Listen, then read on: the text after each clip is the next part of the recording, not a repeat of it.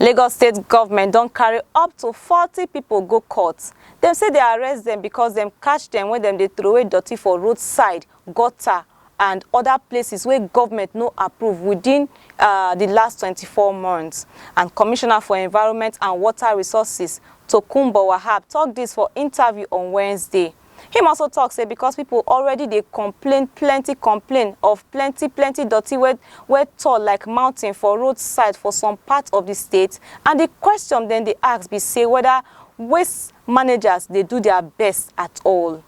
The commissioner shows say he no happy about how some residents they dump dirty anyhow.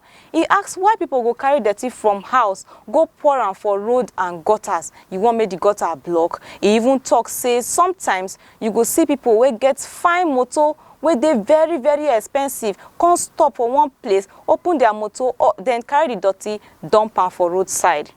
Report for December 2025 shows say Lagos they generate more than 13,000 metric tons of waste every blessed day, and this one shows say how big the waste management problem be for the state.